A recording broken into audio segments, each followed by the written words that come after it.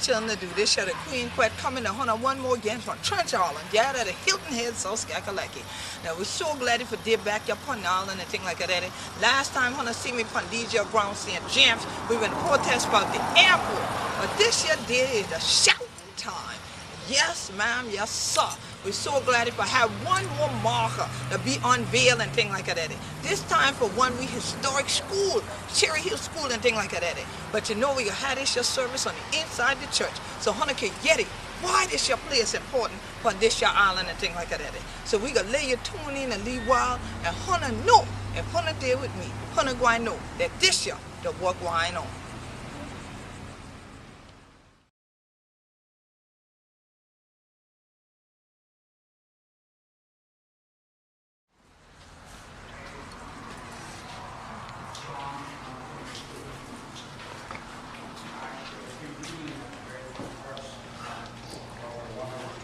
Psalm, and it reads, if it had not been the Lord who was on our side, now may Israel say, if it had not been the Lord who was on our side, when men rose up against us, then they had swallowed us up quick, when their wrath was kindled against us.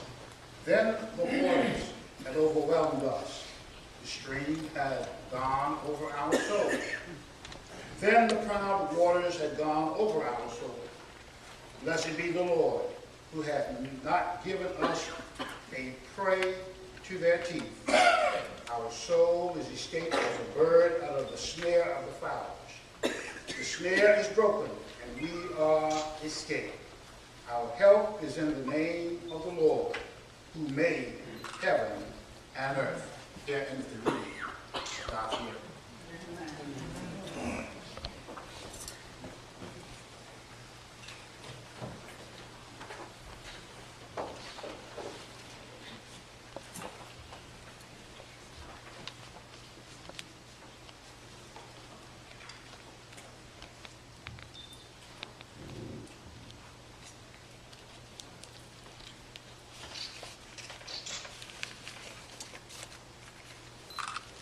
Before I speak prayer, I want to say a few words.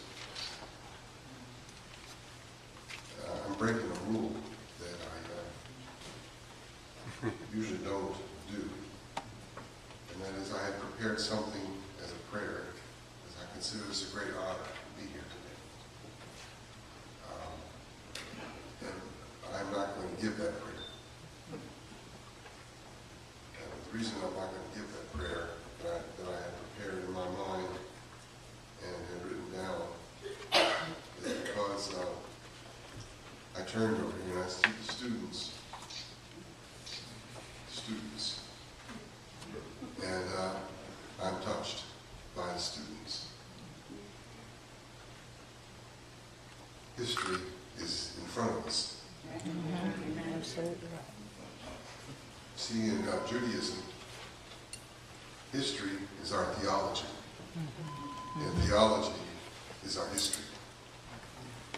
And I pay tribute to you, students, and the teachers. Education is so much a part of our value system in Judaism. So I'm making a last-minute shift in a prayer with your indulgence to the Torah and to Deuteronomy chapter 6.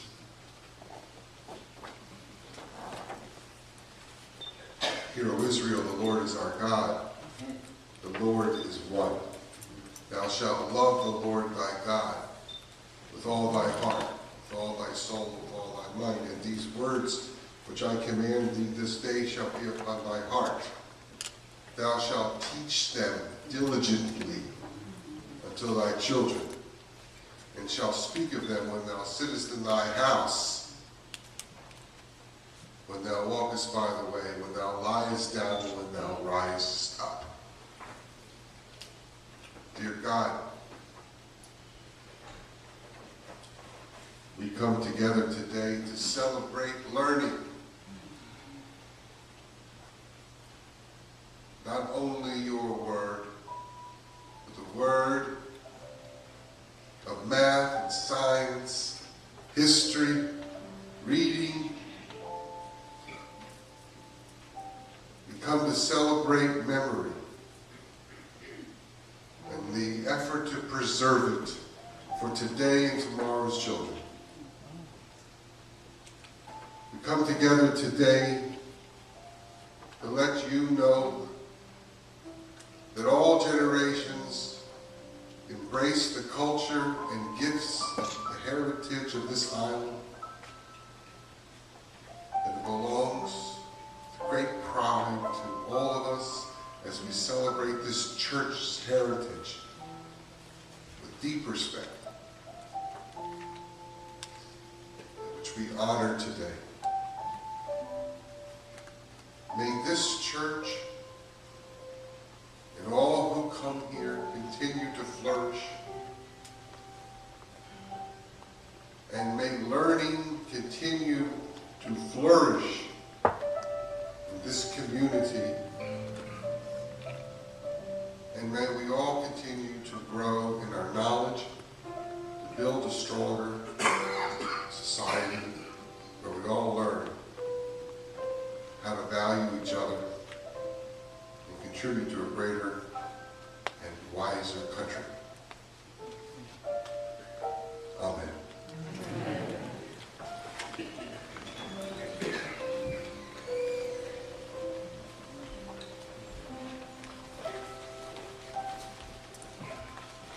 I would like to thank Reverend Austin for scriptures, Rabbi Room for praying. I would like to ask the Reverend Dr. Charles D. Hamilton Sr. to come forward to welcome our patient. Thank you for coming out.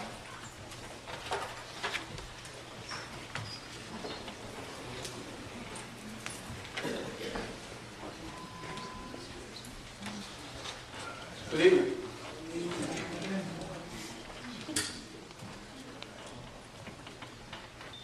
Hello.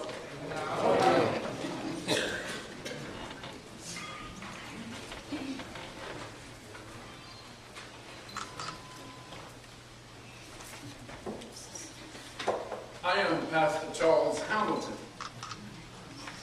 and I'm the pastor of St. James Baptist Church. And I have an assigned task today to make sure that we fully understand why we are gathered here. Amen? Amen. That's a cold amen.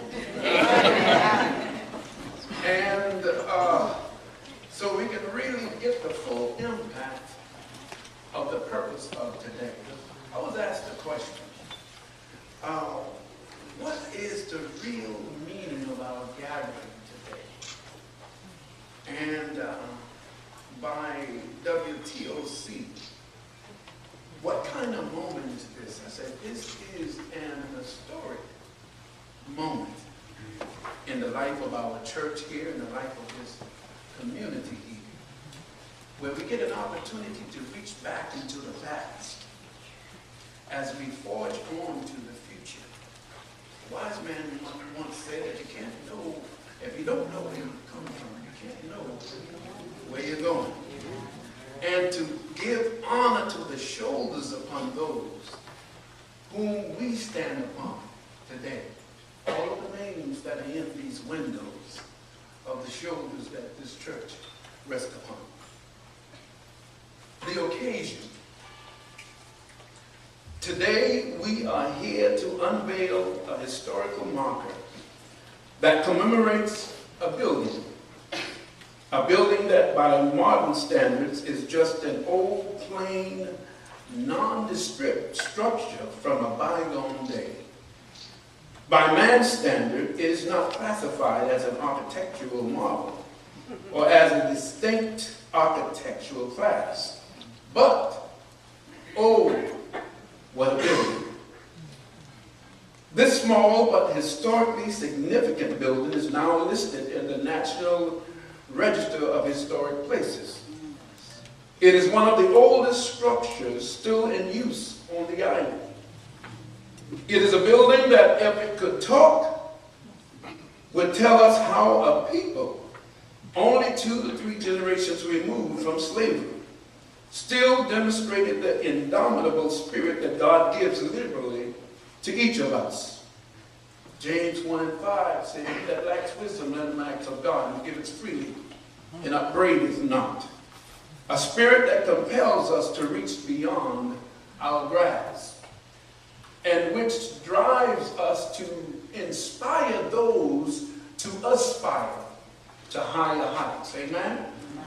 2 Timothy 1:7 says, God did not give us the spirit of fear, but of power, and of love, and of a sound mind. Today we celebrate a people's vision, their resolve, their determination to do what was truly important for their children and their children's children. You'll hear from Perry White, who follows me on the program, more about how the little building across the street came to be. If walls could talk. But suffice it to say that even less than 40 years after the founding of the town of Mitchellville, the remnant of that great and grand experiment called Mitchellville had a vision. Their vision and drive was as strong as their forefathers and mothers in the original town of Mitchellville, who instituted the first compulsory education system in the South. Their vision can be summed up by the religious as, without a vision, the people perish. Or by the non-religious as, knowledge is power. Knowledge corrupts, and absolute knowledge corrupts absolutely. But whatever your point of reference, you should know this. There was hope in the people who built this building. There was love in the people who taught and were taught in this building, the Cherry Hill School. But where do we go from here? That is the question. Shakespeare said to be or not to be. But this is the question, where do we go from here? What do we learn from this connection to the past? The people of Mitchellville, fresh out of bondage, knew innately that education was important. And we know today that education is still important for the survival of our children and for the advancement and survival of our nation. Today, if our children only knew the length to which those before them went to receive an education, then perhaps our problems today with high levels of dropouts and incarcerations will become a vanishing condition. Indeed, it is becoming so if we only knew the statistics, if we just look from the 1960s to today. We find that great strides have been made, and some of you may have seen these statistics from the U.S. Census Bureau. In the 1960s, 41.8% of black Americans were in poverty. By 2011, the percentage was down to 27.6%. Still too high. But by the grace of God, the poverty rate has fallen. In the 60s, 2.4 million black Americans, or 25.7% of the black population, who were 25 years and over, had completed high school. But by 2012, almost 10 times as many, or 20.3 million, 85.0% has completed high school. In the 1960s, only 234,000 blacks, 25 years and older, 3.9% were undergraduate college students. However, by 2011, there were 2.6 million black undergraduate students. Again, more than 10 times as many, 21.2% as in 1964. Finally, in the 1960s, there were only 365,000 blacks who had at least a bachelor's degree. By 2012, 5.1 million blacks had at least a bachelor's degree. What does all of this have to do with one small elementary building? One small elementary school? Well, it all begins there. There is no difference between the vision of the people of Mitchellville in 1862, of the remnant of Mitchellville in the 1930s, and of the larger population of today's nation. In honoring our past, we lay the groundwork for the future. A future that is as bright as we have a vision to see. Today, we honor those who are seated here, who received their first organized education in that small building across the street. We honor those whose strides and accomplishments were great because of the life lessons that they learned from the teachers and from the parents who cared to give them the very best that they had.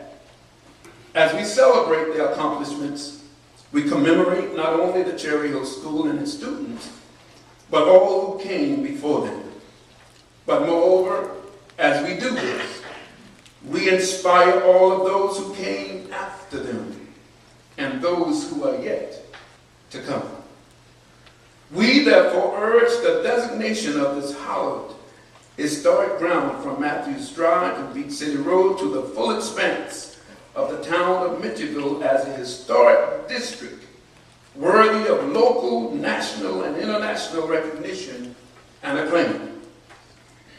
We should do no less than this for the perseverance and the resilience of the human spirit that flourished in the 19th century, the 20th century, and continues to flourish in the 21st century on this great sea island that we know and love as Hilton Head Island. Thank you.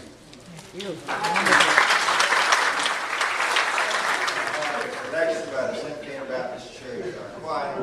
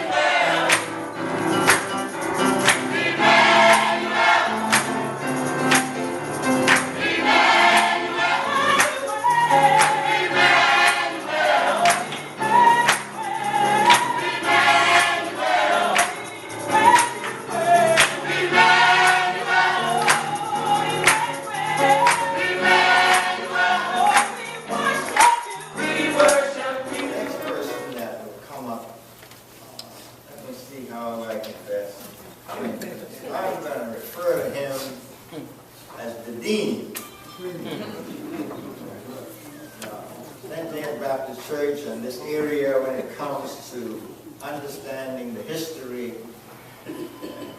people who lived here many, many years, and one who keeps accurate records of events as they occur. That person is none other than Mr. Perry White.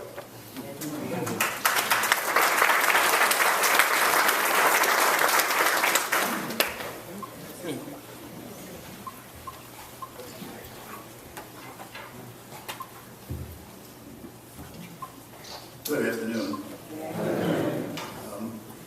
Those of you who don't know, my name is Perry White, and the gentleman who just introduced me is my uncle. So, we'll take that into consideration. He said, every frog like to praise. So please So please take that into celebration when I got through making a mess of things. But it's such a privilege to be here this afternoon on this occasion. It's pretty special for a person who has lived as long as I have in this community and known all the people that I've known. But more special to me than all of that is to look over to my right and to see the people who attended Cherry Hill School. We've got them going back, I know, close to mid-90s, right over here. And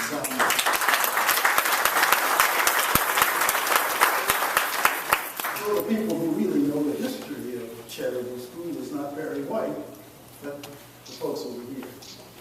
And our program also gives you a history. So what I'm going to do is give you a version of the history of Cherry Hill School. Cherry Hill School, like so many of the schools on this island, were quite interesting in that we had schools, but we didn't have schoolhouses. You see, for many of you, that might not mean very much, but to us, a schoolhouse is important. So where were schools?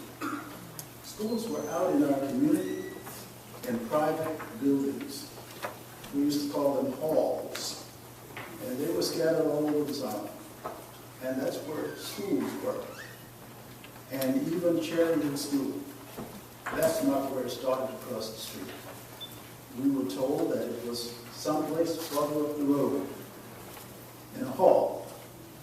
Then it was over here to the right in a parsonage that belonged to St. James Church. And then finally, across the street. You notice that wasn't until 1937. So we have a lot of history that is prior to 1937. But the question is, what happened in 1937 that changed things?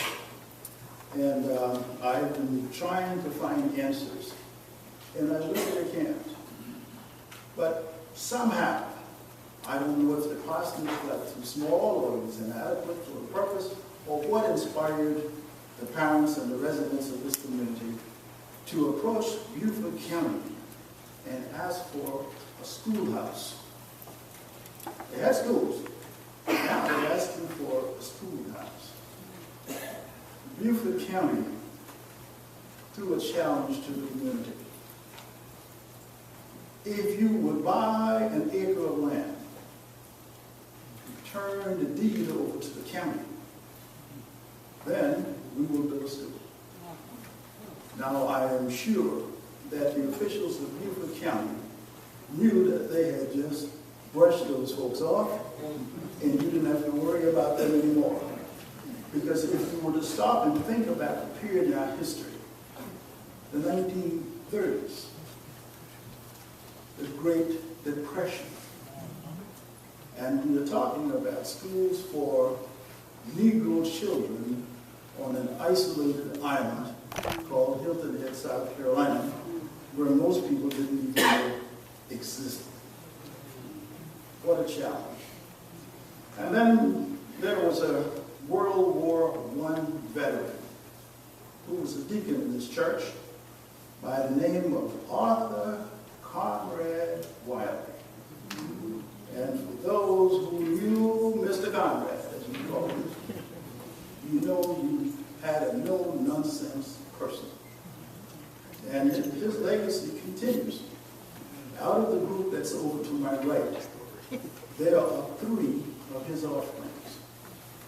Phoebe Dreesen, Mary Bryant, and Sam Wiley.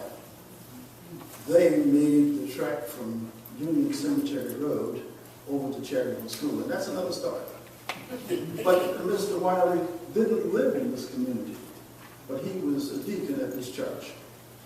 And somehow, he inspired and gathered enough people around him to start going around, I'm told, from door to door, collecting nickels, dimes, and quarters to come up with whatever the sum was. I've heard $10, I've heard $25, but whatever that sum was to acquire that acre of land, Mr. Wiley and others succeeded in raising the money, buying the land, and then putting up the building.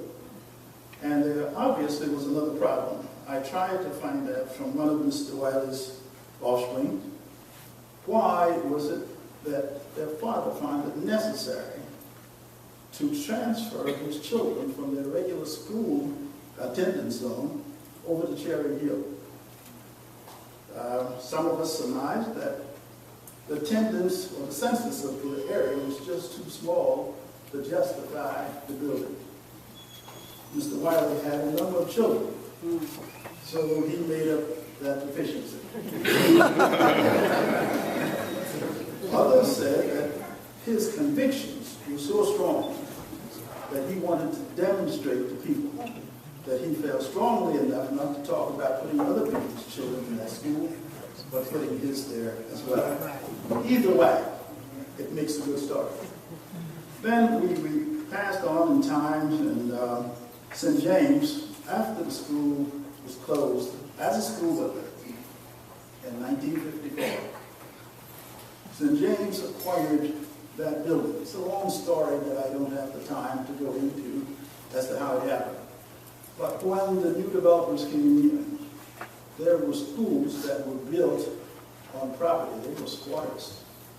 And they had a reverting clause that when the building was no longer used as a school, or if the ground was no longer used as a school ground, then the property would revert to its owner. Well, when they came in, it's my understanding that they just swooped up all of those properties where the school building was, because it was the assumption that the local people didn't own it. Well, Cherry Hill School was different. And that school building got sold, not to the community, but I guess to a developer. St. James Baptist Church purchased that building in 1956 for $250. And I'm privileged to tell you that Mr. H.C. McCracken, who was the superintendent of schools at the time that I was dealing with him, brought me that receipt for the $250 to be presented to the church. So we do have that receipt. It's a lot of other records that we don't have. But then, after St. James got the building, it didn't have a lot of utility. You know, there was no electricity over there, and there was no plumbing. And the people came over here where things were a little more comfortable, and they kind of forgot that building over there. And it started deteriorating. Holes in the roof, the windows were rotting, the floors were deteriorating, and people were actually afraid to go in there. It was an endangerment to walk into that building. And a good offer came back. Some enterprising citizen drove by, saw that little building that is deteriorating, and made a big offer to the officials of the church. We'll give you $600 for that old rotten building. And there were those who were ready to jump for $600. Nothing happened within a few weeks. And then a follow-up offer was made at $1,100. And there were those who realized that people were clearly out of their minds not to accept $1,100 for that old rotten building. But there was a guy, very interesting character, by the name of Nat White. And Nat insisted that they not sell that building, but let's fix it up. And somehow, Nat hooked up with a builder who had some surplus shingles, and he retained a carpenter by the name of Mike Cohen, and they fixed the roof. And that was the start of the restoration of the facility across the street. Now, these things that St. James just continued, we were encouraged, at least the building was dry. So we had a campaign to raise funds again to restore the building. And one of the members, an old lady of this church, and I went to her, and we were asking for $15. And I went to her in all of my polite manners, and she looked at me and said, "Boy, I ain't gonna put one dime in that old building." She said, "I live in a broke-up house, and I don't want to go to no broke-up church." But in her politeness, I talked to this guess I may as well say it, she's not here anymore. I talked to Ms. Bennett, and I told her that we were going to put in bathrooms, we were going to put in a kitchen, we were going to put in electricity, and we were just going to make it nice. And she said, boy, are you telling me the truth? I said, yes, ma'am, I am.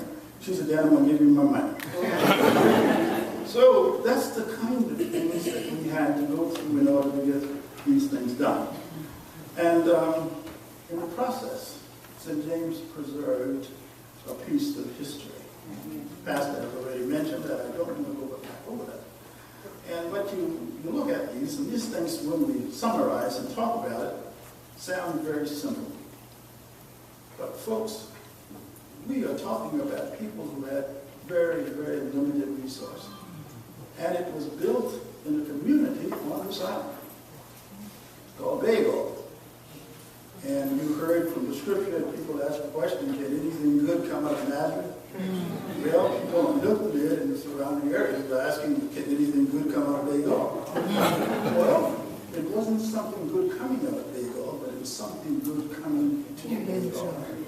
So we've come a long way in dealing with this history that we are experiencing. And one of the things that we've had, not only for the building across the street, but this sanctuary as well, it has been an ongoing fight, starting back until the 1960s, when the Hilton Head Island Airport was built. And the plan at that time was to simply give those people some money and build them a new church out of the way. And that was the thought, that in the end, give them some money. Well, people who are not accustomed to having a lot of money don't get excited too much. You know, they've been doing without it for so long. What difference does it make if we had more or remain the same? They spurned that offer as well. So we find ourselves still in the fight. But, you know, there are still serendipities in life. Because one of them is a study. In 2006, a master plan study for the 20-year plan for Hilton Head Island Airport was conducted. And in that study, there were supposed to have been an assessment of those things that of historic or cultural value that was worthy of preservation. And that study identified 2 buildings, 2 sites. The St. James Baptist Church that met the eligibility requirement for a South Carolina State Historic marker. It's out there on the ground. And the second thing, it identified the Cherry Hill Elementary School as being eligible for possible listing on the National Registry of Historic Places. And you might ask why. Pastor already told you it's no great building, but it is the scarcity of such a building and its purpose and its use. And then the other thing was the integrity. People didn't rip up the doors and put down carpet, or rip out the walls and put in sheetrock, but they restored those original floorings and ceilings and walls. So that gives us the integrity that they were looking for and thought it was of value to our nation. And as we go along the way, we can say at some point, not too very long ago, St. James received a new member, one who had the vision, one who had the talent, one who had the energy.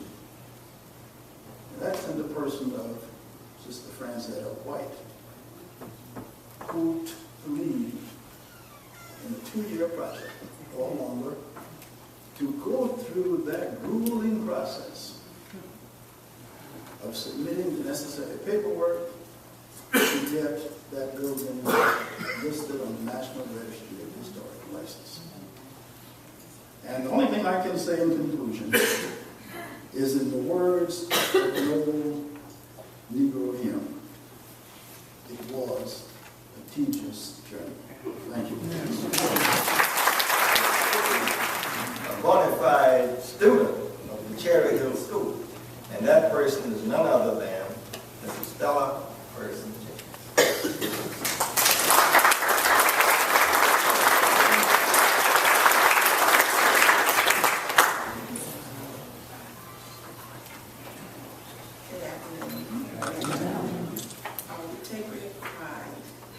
Recognizing former students who attend Cherry Hill School. Cherry Hill School replaces a school of the same name that previously operated out of the parsonage of St. James Baptist Church. 3 of the students that attended the Cherry Hill School parsonage are Mrs. Ethel Rivers, please stand.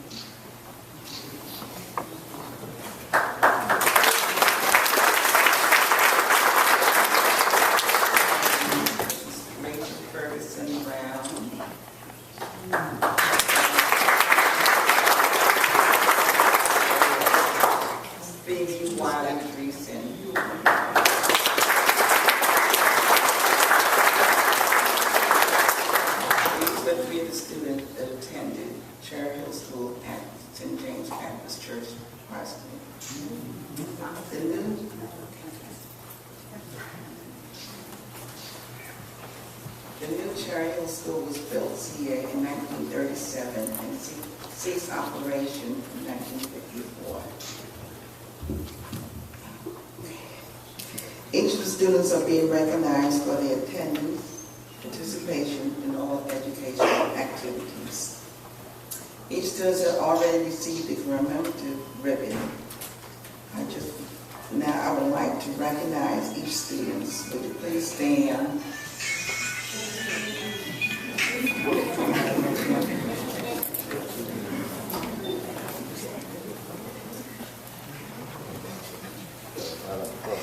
Will each student please stand and be recognized as I call your name.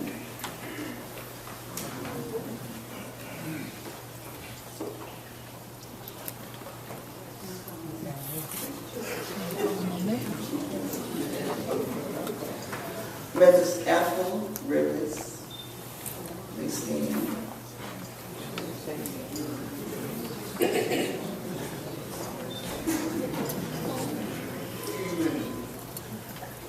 Rachel Ferguson Brown, Mrs. Vicky Wiley Treason, Mr. Sam Wiley, Mrs. Dorothy Billy Treason,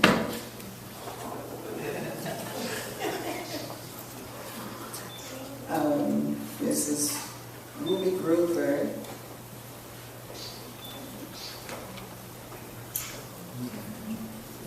Mrs. Dorothy Taylor, Mrs. Annie Oliver,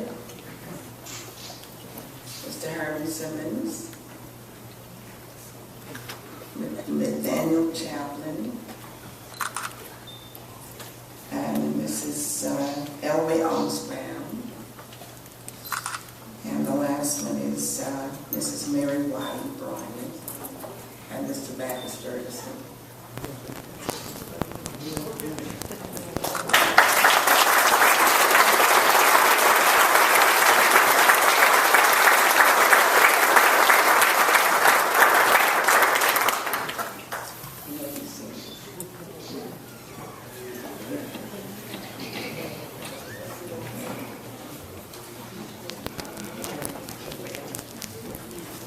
We also have one student who was on the list who's no longer with us, and her daughter, Ms. Ruth Jones, will accept her ribbon.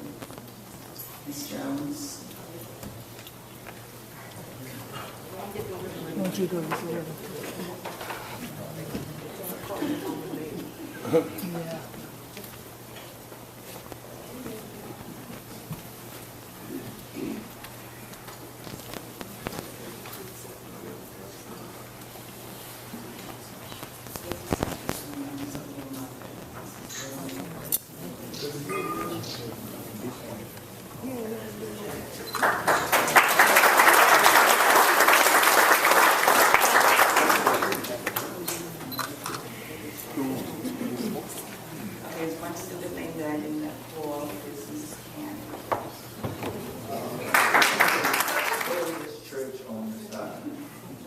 And that person is none other than the Reverend Dr. Alvin Petty. I'm going to ask Dr. Petty to come and bring some greetings on behalf of the local churches. I know this is double duty, Reverend Petty, but very nice. Thank you, sir.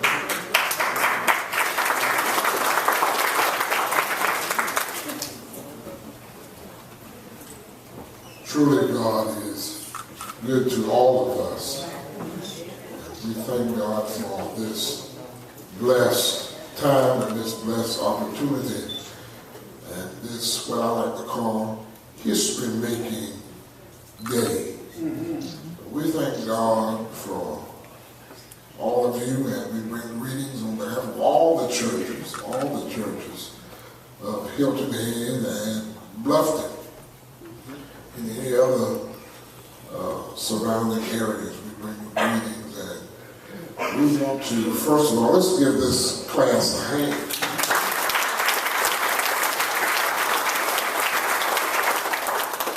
God has allowed them to live long enough to witness this great day. Amen. And that's a blessing within itself. Amen.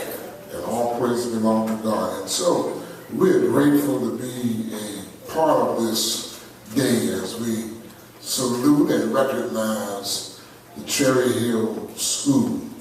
And we want you to know that whatever takes place on behalf of Cherry Hill School, our local churches are in full support. And we stand behind you 150%. And so we say to all of you and to all of us, let us continue to stand tall and stand proud, because we have something to be grateful for, to be a part of this day. And we say to Pastor Hamilton, St. James, and all other churches, Pastor Austin, and to all of you, a job well done. A job well done. And so we thank you, and on behalf of all the pastors and ministers and churches, we are grateful that you have included us to share in this day. God bless you. Ladies and gentlemen, I give you Dr. Emery Shaw Campbell.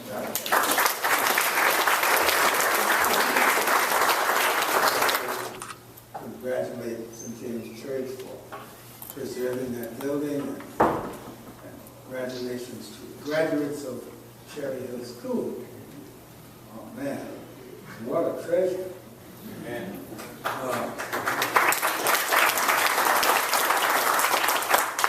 in case you don't know, this corridor was established in 2006 by the leadership of Congressman Clyburn for preserving Gullah Geechee culture. There's nothing more symbolic of the culture than education in the schools. The story that you heard from Dr. White, Dean White, can be repeated throughout this corridor. That's pretty much the way people got into education and got opportunity to go to school. This schoolhouse building is one of only two left in this county that's built on that style, and probably funded in that style. It's something to be proud of and something that we should be thinking about. Now, we just started the preservation effort in 2006. This thing, 1956, this church thought about preservation, preserving that symbolic building to tell a larger story. And that story goes back, folks. Folks didn't start learning just because they came up freedom and went to Mitchellville and then on. Folks from Africa came here, learned it. We gotta let our kids know that. They brought the knowledge of rice growing. And just last week we had a conference on rice, and to learn what Africans knew about rice and the growing of rice was astounding. And so in that little building, these folks learn a lot more than a lot of kids are learning now. In the first grade, a little bit of early school. Because the teachers cared, the parents cared, and tricky. You must bring those three institutions back together so that story that Craig White told can be repeated years from now. Not because of the building, but because of the people who came up with it. Right. I heard their story. Right. I think that story is true.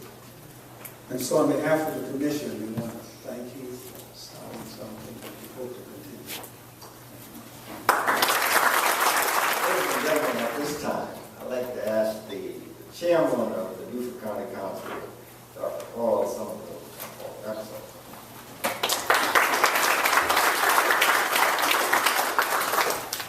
Thank you, Dr. White. Good afternoon. Language can be lost in 2 generations. Culture and history can also be lost. Cherry Hill School represents a small but important piece of Gullah Geechee culture and history that can still be preserved. African American education has been an ongoing struggle for over 150 years. During that time, there were many brave and noble efforts and experiments to achieve educational parity with the white community. Unfortunately, many of those brave pioneers in African American education have been forgotten, and the buildings and their locations have disappeared from the history books and our collective memory. Who remembers the small but critically important schools that existed on Hilton Head, Cussaw Island, Port Royal Island, St. Helena Island, Ladies Island, and others?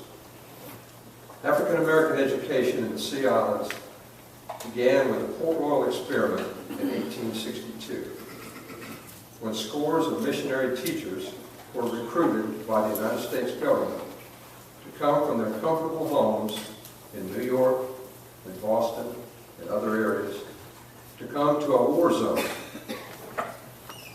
to create from scratch a practical education system for freed men and women and their children. My own family history in Beaufort County dates from 1862, when my great-great-grandparents, Reuben and Rebecca Holmes, staunch abolitionists, and my then 10-year-old great-grandmother,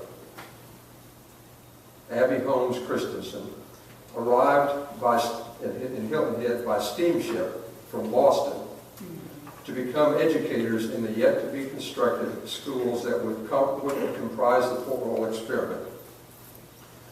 Over the next 100 years, there were many educators and philanthropists who worked tirelessly to bring education to the Gullah Geechee community.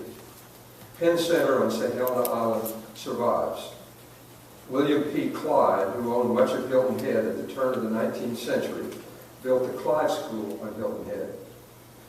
Julius Rosenwald, CEO of Sears Roebuck, built several schools for Southern poor, including one, long forgotten, on Cussaw Island. My great-grandmother, Abby Holmes Christensen, built and funded the Port Royal Agricultural School on Port Royal Island. She traveled to Tuskegee Institute, where she recruited Joseph Shanklin to run the Port Royal Agricultural School. Joseph Shanklin studied under George Washington Carver and Booker T. Washington, who had gotten his degrees from the Hampton Institute and gone on to found Tuskegee. Gullah Geechee education in the Sea Islands has a rich and vibrant history that must be preserved, and the preservation and dedication of the Cherry Hill School here today is a critically important part in that process. Much more remains to be done.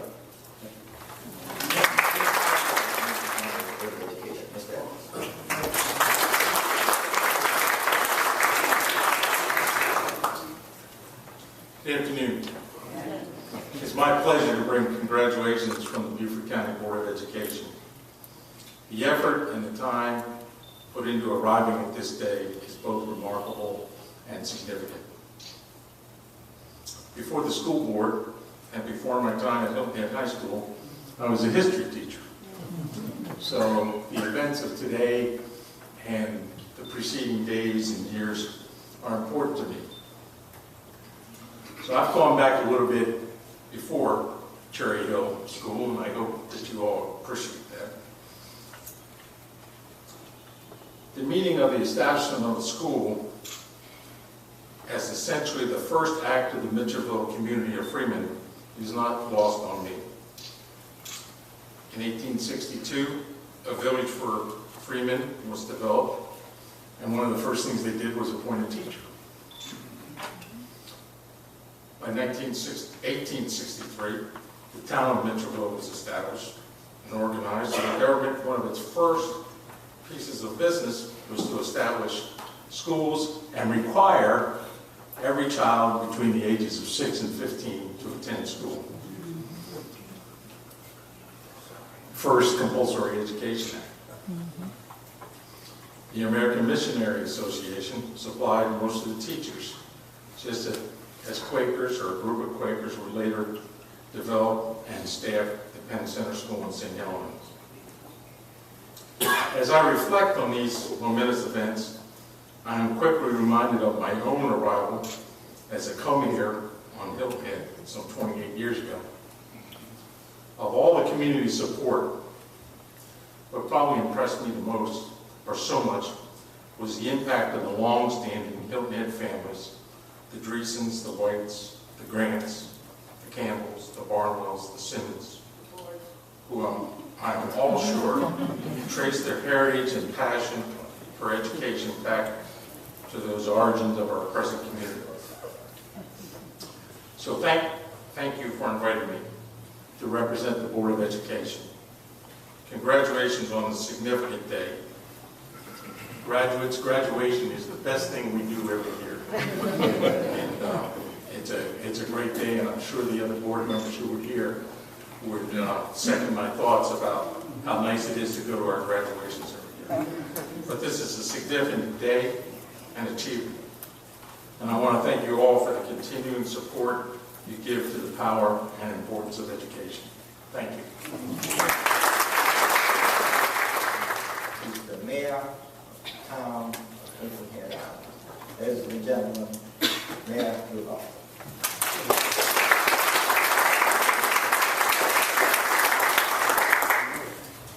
Thank you, David. Good afternoon.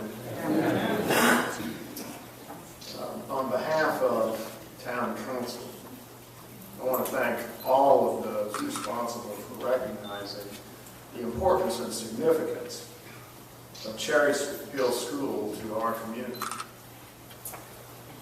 One of the great things about being elected mayor is that once in a while, very rarely,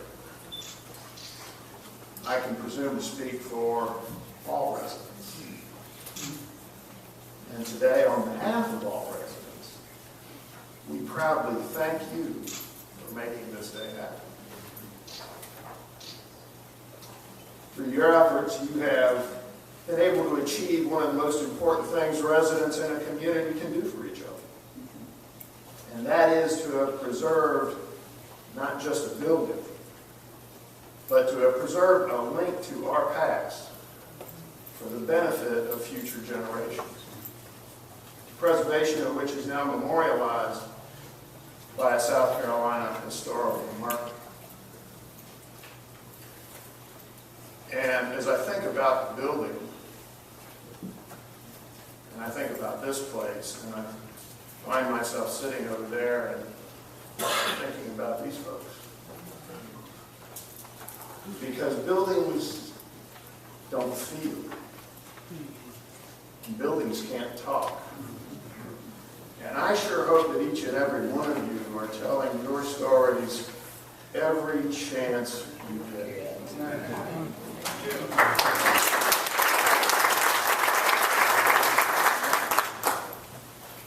There's a movement afoot on Little Head Island, a movement that encompasses all parts and all peoples of government.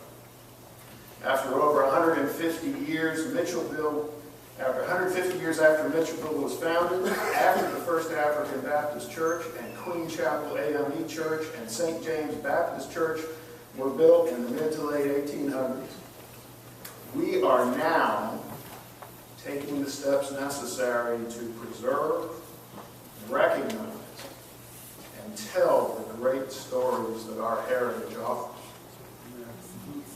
And today, thanks to many of you here, we can add Cherry Hill School to the list of institutions that deserve and have earned our recognition.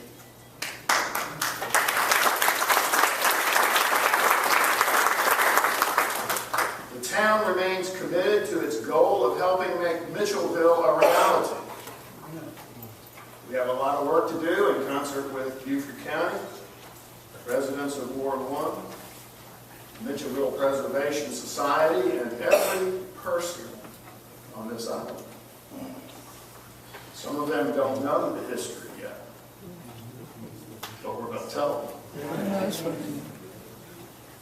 The steps we are now taking reflect a movement in the right direction for those that support the importance of preserving and promoting our past. Cherry Hill School is but one link in bridging past to present, and thanks to you, we are beginning to connect the dots of our heritage. Thank you. To ask Dr. Van Williams to come forward and speak on behalf of the Mitchellville Preservation Project. Dr. Williams. I want to say that we are conscious that American history was made here by real men and women whose names we know, and others whose graves we have stood over in silent homage. The Cherry Hill School marks another significant site in this area of the island where so much of the story of the development of American freedom by former African slaves shouts out to be recognized. So I was extremely pleased to be invited. There are 8 other places of historic significance on this island. The Cherry Hill School is now the 9th. These historic areas, as the mayor has indicated, must be promoted to ourselves, we who have come and who live on the island, as well as to our visitors and their children. We might question, what is the significance of this recognition? The National Register states that the places are designated because the sites embody the people of America and their unique spirit, their character and identity. The building permits Hilton Head Island residents and visitors to the island to uncover the important historical trends and events that reflect the lives of people who played significant roles in the development of this island and of this state. Some in the room today, as I've mentioned, their lives tell compelling stories of our country, of the state, and of this particular community.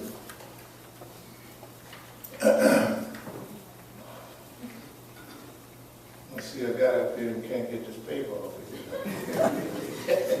All right. The National Register has recognized Cherry Hill Schools. This recognition does not come without responsibility. Our task is to tell the story of our children, to our children, how times were hard, but a few people got together, as Mr. White said, during the Depression, to put a little money on a piece of land so a school might be built for the education of their children.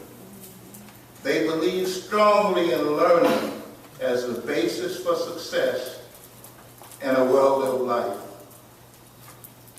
There are other important sites on this island and in this general area that carry these stories that ought to be remembered. The North controlled Port Royal during the Civil War. Hilton Head Island has a lot of history generated from the Civil War. If there's one thing we remember about the Civil War, that is, it was called the Brothers' War. It pitted brother against brother.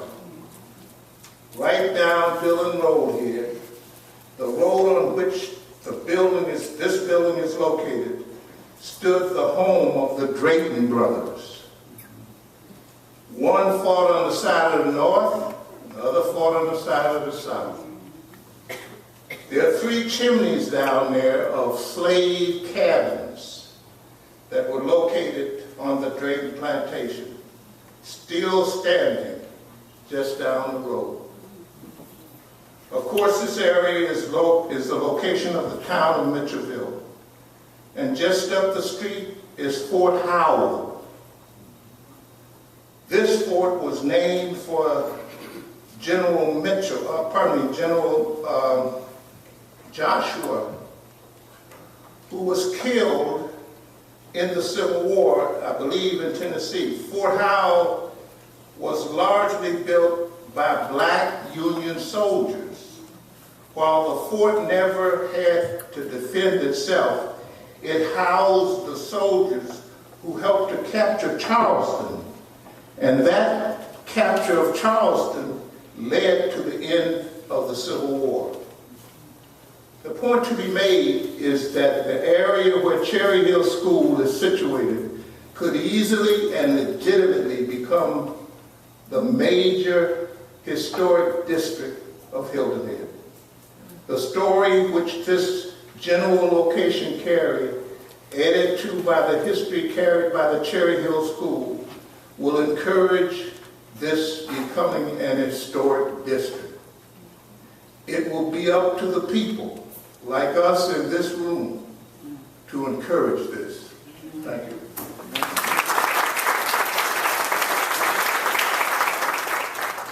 Where we are right now, we look at it from a geographic standpoint in terms of looking at boundary lines. We are in the Gullah Property Owners Association. I guess I could say refined area. I guess that's the best way for me to frame it. So the next person to come up will be the president of the Gullah Property Owners Association, Mr. Louis Rivers.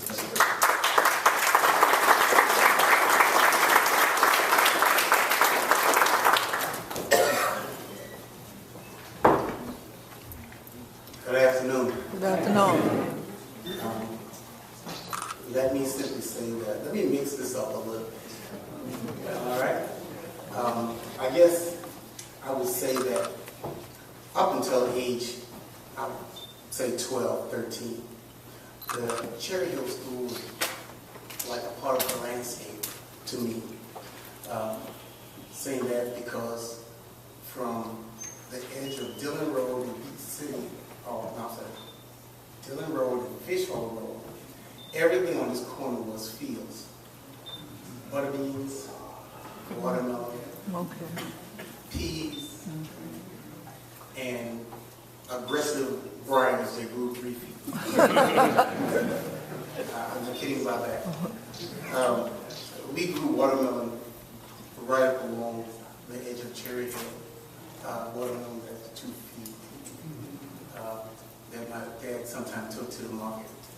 So as I grew up and started listening to the older conversation, and as you heard Deacon White talk about his brother, I don't think he called his name, but he had name for people.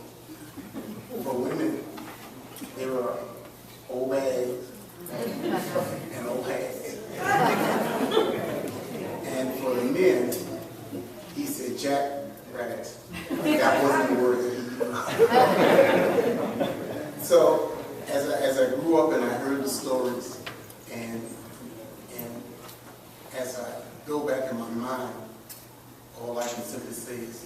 now from where we've come from to where we are now.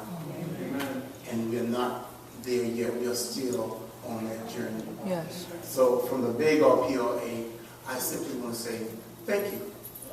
Thank you for all of you who have contributed to this project, to the many projects that will come in the future. Thank you. Thank you. I would like for Mr. Michael Marks, President and CEO of the Coastal Discovery Museum, to come forward. Mr. Marks.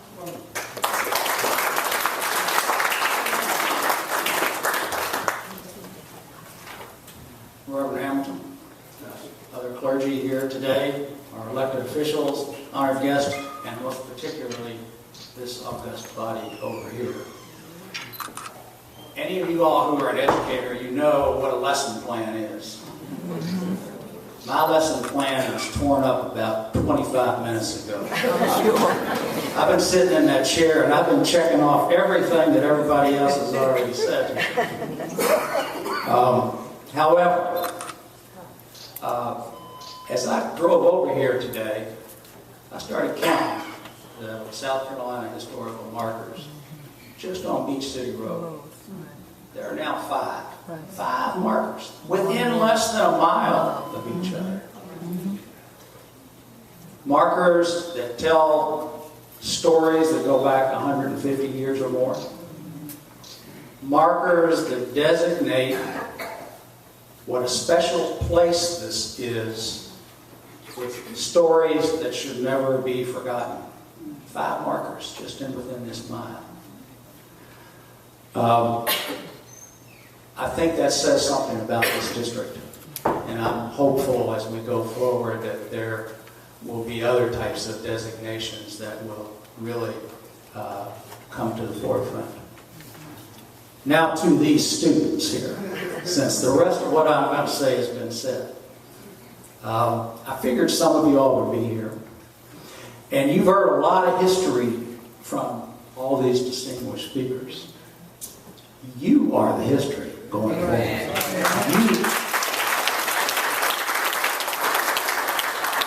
As a museum guy, and I've been a museum guy a way long time, oral histories that you folks have in your head are so critically important for this island and for the state and for the nation for generations to come. So oral histories, remember that. Somebody needs to get down what is in your mind and what is in your memory from what's happened in the past.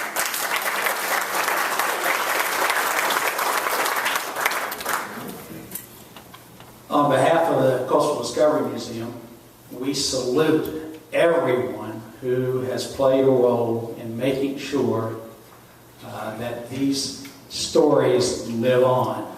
And we applaud you to not give up. Thank you. So the next person I'm going to ask to come up is Mr. Ezra Callahan, who is a representative of the Heritage Library Foundation. Welcome, ladies and gentlemen, and to our distinguished class from the Cherry Hill School. It's an honor and privilege to be here today on this special historical occasion representing the Heritage Library Foundation. It's amazing the foresight the elders of this community had in making sure the Cherry Hill School remained intact and on the same location for all these years. At the Heritage Library, we also know the importance of this community. We are undertaking a project called The People of Mitchellville. We are in the process of identifying as many of the residents that lived and passed through Mitchellville from 1862 to 1868. The number we hear most is 1,500 people passed through or lived in the town of Mitchellville. We have identified many of these residents by the Army records and hospital records that were accumulated during that period of time. At the Heritage Library, we are partnering with other organizations such as the Clemson Pan-African Study Group. This is a group of young college students who who are doing a 3-term project on the people of Mitchellville, using the genealogy tools that they learned at the Heritage Library and oral history that they'll be doing in the spring of 2014. They'll be using the very same Cherry Hill School building, October 14th, 2013, to present plaques to family members of this community. Some are present today as part of this class. We are also working with the Mitchellville Preservation Project and Ancestry.com, trying to create a curriculum that can be submitted for use in the school systems of South Carolina and the United States. We hope that this special day in history can be a stepping stone to fulfill this difficult task. As the Heritage Library reaches out to this community, I want you to know this is not the old library you used to know. This is a new library that wants to be part of this community, helping everyone know their history, trace their ancestors using the technology tools, the genealogy tools available at the Heritage Library. The Heritage Library wants to thank you for letting us be part of this special day, and I congratulate all of the members of the Cherry Hill School. Thank you. I'd like to bring up Mr. Jim Fannin, who's the Vice President of the Hilton Head Island Land Trust. Mr. Fannin.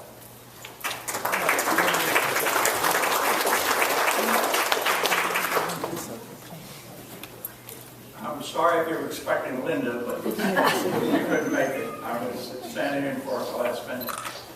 The Land Trust, the Hilton Head Land Trust, is the owner and people who keep Fort Howell. We are in the process of putting all new signs in, which should be very shortly there, and we're trying to keep it as possibly the most, according to when we got our on the National Register of Historic Places, one of the best examples of the earthen fort from the Civil War. Well, I want to congratulate the church here, St. James Church, and all those who got together and got this wonderful schoolhouse on the National Registry of Historic Places. He joins a long list, as Ben and Michael mentioned, a long list of historic places along Beach City Road. And with that in mind, we joined the Mitchellville Heritage Group and the church here and sent to the town the idea of making this area a historic area, a historic district, because so much of the history happened in this area. And I think with the addition of this schoolhouse, we add another interesting addition to our plan. Right. Thank you. Thank you. The next person coming up is none other than Mrs. Francois White.